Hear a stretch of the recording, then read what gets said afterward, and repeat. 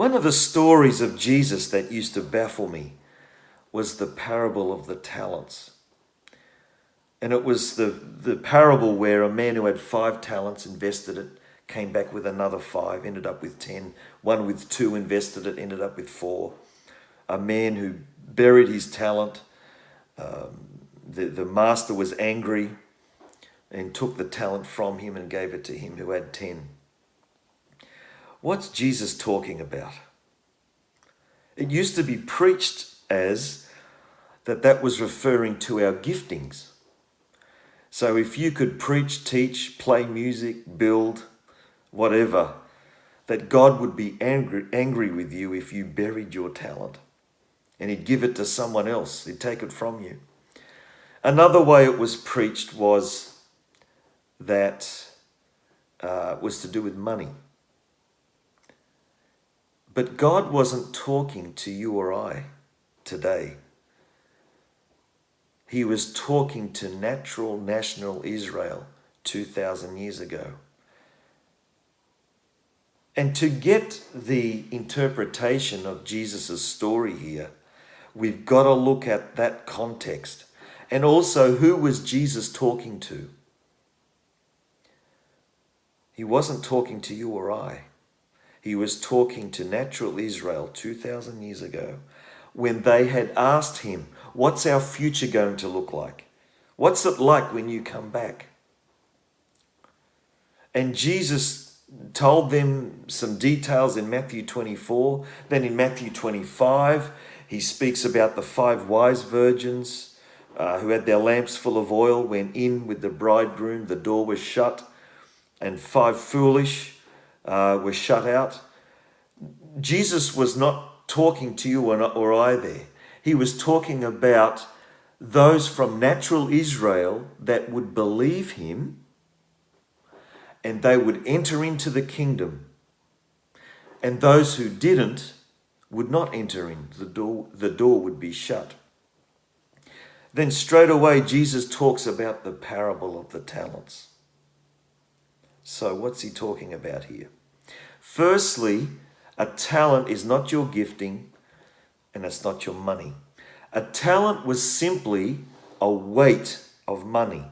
So if you put apparently 3,000 shekels into a bag, that bag would weigh a talent. So what's Jesus talking about here? What Jesus is saying is this, that there would be some of you who would take the revelation that you have of me, the revelation you have of the kingdom, the revelation you have of the new covenant, and you will go out and give other people the benefit of that revelation. And in so doing, you will convert your 5 talents of revelation into 10. Some of you will have 2 talents of revelation, and you will convert that into 4 as you go out and give other people the benefit of what revelation you have. So who's he talking about there? When it comes to the 5 talents, I think of Peter, James, John, Paul, that gave their lives to preaching the gospel and giving others the benefit of the revelations they had of Jesus, the revelations they had of the new covenant of the kingdom. And we still have got the benefit of that today. There were others that didn't have the revelation they had, but nevertheless, what little they had, they gave others the benefit. I think of people like Silas, like John Mark, Apollos, like the Italian Cornelius. These people also gave others the benefit of what revelation they had. And again, we've still got the benefit today. So who is Jesus talking about? The man who had 1 talent who buried it. Well, again, we know the context. We know who Jesus is talking to. Jesus there is referring to Caiaphas and the priests and the scribes and the Pharisees who would reject him. They would bury what little they knew of Jesus. They would bury that revelation. They would bury that knowledge so no one got the benefit. And God took what little they had and gave it to the Gentiles. So what application do we take from that story, that parable of the talents?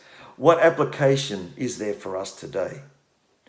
Well, what revelation you have of Jesus, what revelation you have of the new covenant, what revelations you have of the kingdom, God wants us to impact our world and to infect our world with those revelations.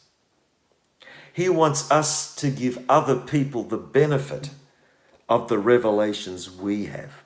So how do we do that? Well, it simply starts by rubbing shoulders with people. As the old saying goes, by getting the smell of sheep on you. And as situations arise, as opportunities arise, we apply what revelations we have to help them. And by doing so, we multiply our talents. It's our revelations. And you might say, well, no one knows who I am. I don't have much light. I don't have much revelation. Well, it's not about how much you've got. It's about applying how much you've got.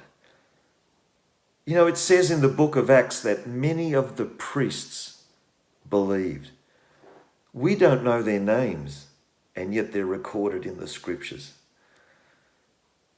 It doesn't matter who you are. It doesn't matter what little revelation you have. You might be a 1.5 revelation talent person. You might have 3 talents. You might have 8 talents, 10 talents. It's not about the number as such. It's about what revelation you have, that you don't bury it, but you give other people the benefit of what revelation you have. And by doing so, other people get blessed, get the benefit, and you multiply what revelation you have. Wonderful.